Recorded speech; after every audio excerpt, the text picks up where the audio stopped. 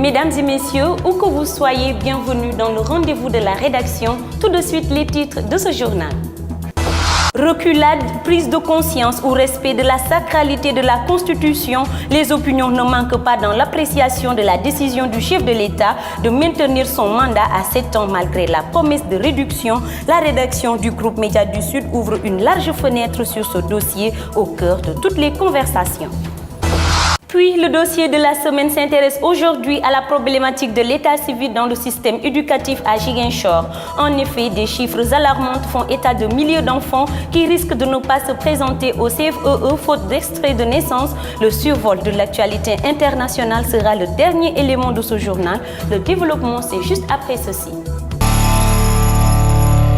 Nous sommes mercredi 17 février 2016. Bienvenue dans cette édition. La décision du chef de l'État de poursuivre son mandat jusqu'à terme est bien accueillie à Ziguinchor par le Forum civil. Selon cette organisation des droits de l'homme, nul n'a le droit de toucher à la Constitution. Voici le reportage de Rokhaya. Désormais, le président Macky Sall va continuer son mandat présidentiel jusqu'en 2019. Telle est la décision du Conseil constitutionnel. À Ziguinchor, le Forum civil est pour cette décision. Au terme de la loi, ce qu'il a dit est tout à fait juste. Mais les gens se focalisent sur sa promesse. Mais ce qu'il a dit par rapport à la réaction du Conseil constitutionnel, je suis tout à fait d'accord. Que par rapport à son mandat, il doit prendre fin en 2019. Et c'est ce que le Conseil constitutionnel l'a conseillé de faire. C'est la décision du Conseil constitutionnel. Et parce qu'ils se basent sur la loi fondamentale du Sénégal pour donner leur avis. C'est ce qu'il a fait. Et c'est ce que le président essaie de nous expliquer. Selon toujours le Forum civil, le président Macky Sall devrait démissionner de son poste pour respecter sa promesse électorale. Par rapport à ses relations avec la population sénégalaise, pour éviter, comme on le dit bien, et tout le monde commence à le dire, le wah-wahet, ce serait de prendre une autre décision. Qu'avant la fin de ce mandat-là, il puisse démissionner et permettre que le Sénégal puisse passer à une autre chose. En attendant le 20 mars 2016, date à laquelle on devrait organiser le référendum, le débat est posé à Ziguinchor comme partout d'ailleurs.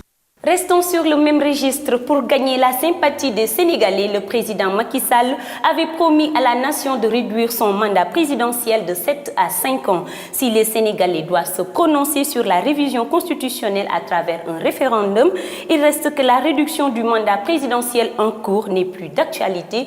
Voici le micro-trottoir que nous propose Mathilde Ramabalde. Je suis du même avis que le président parce que, une fois, le président Macky a prouvé sa grandeur et aussi le respect, étant le gardien de la Constitution. Donc, je juge nécessaire, franchement, qu'il ne doit pas toucher la Constitution. Le mandat de 7 ans, c'est ce qui est bon pour le Sénégal. Nous sommes dans un pays sous-développé. Macky est dans un pays qu'il doit construire. Un pays sous-développé ne peut même pas, tu ne peux pas construire le Sénégal en 5 ans. C'est pas possible. En ce qui me concerne, moi particulièrement, je dis effectivement que le respect des institutions est nécessaire. Dans la mesure où le chef de l'État, lui-même en personne, élu par un suffrage universel, avec une majorité écrasante, avait dit effectivement qu'il réduirait son mandat de 2 ans. Là, c'est un souhait. Lui, il l'a souhaité parce qu'un quinquennat était vraiment souhaitable à ce niveau.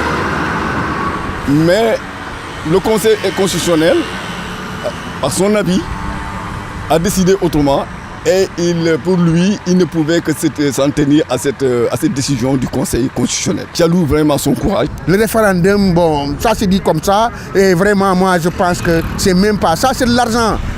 On va dépenser beaucoup de milliards pour ces référendums, c'est pas la peine. Ça, le Conseil constitutionnel a déjà jugé et on n'a qu'à s'arrêter là-bas. C'est terminé. Et puis, le dossier de la semaine se penche sur le système éducatif sénégalais qui peine toujours à régler la problématique de l'état civil en milieu scolaire. Beaucoup d'élèves sont recalés aux examens du CFEE, faute d'extrait de naissance. Voici le reportage de Mamadou Salif Ndiaye. La lancinante question de l'état civil en milieu scolaire demeure toujours. À Ziguinchor, beaucoup d'enfants risquent de payer pour la négligence de leurs parents à ne pas déclarer leur naissance sur les services d'état civil. Beaucoup d'élèves ne seront pas à l'examen pour faute d'état civil. Aujourd'hui, nous avons presque 35 élèves dans la classe, mais jusqu'à présent, une dizaine d'élèves n'ont pas encore déposé leur extrait de naissance. Donc ça montre encore que ce problème d'état civil est réel. Et je vous dis que parmi ces élèves, il y a de brillants élèves qui sont là, qui peuvent faire des études extrêmement poussées parce qu'ils sont brillants. Donc aujourd'hui, ils sont bloqués pour faute d'état civil. De nombreuses organisations s'activent dans la sensibilisation afin de mieux conscientiser les parents. Il y a presque 13 000 enfants dans le département de Ziguinchor, sinon même plus, qui n'ont pas d'extrait de naissance. Les causes sont dues à des cas de négligence, mais aussi de l'ignorance. Parfois, les parents ne savent pas quand est-ce qu'il faut aller déclarer l'enfant. Alors que si l'enfant reste 1 an sans être déclaré, donc le cas devient un cas de jugement. Et les procédures sont plus longues, sont plus coûteuses et c'est encore plus compliqué pour les parents. Le problème de la déclaration des enfants à la naissance se résout au fil des ans, mais le phénomène continue de rencontrer des poches de résistance qui portent préjudice aux candidats de l'examen du CFE et au concours d'entrée en 6e. Nous prenons l'envol pour l'actualité internationale en compagnie de Maïmounaba. L'enquête sur la fusillade de San Bernardino en Californie fait l'objet d'un bras de fer entre la justice américaine et le géant informatique Apple. La marque à la pomme refuse en effet de permettre l'accès aux données cryptées contenues dans l'iPhone dont des auteurs de cette attaque. Ce couple avait tué 14 personnes au nom de l'État islamique avant d'être abattu. Une juge californienne a demandé à Apple de fournir au FBI une assistance technique, en l'occurrence un logiciel capable de décoder les données contenues dans l'appareil. Mais pour Apple, cette requête va bien au-delà de cette affaire et menace la sécurité de ses clients. Depuis le scandale des écoutes téléphoniques de la NSA, de plus en plus d'utilisateurs.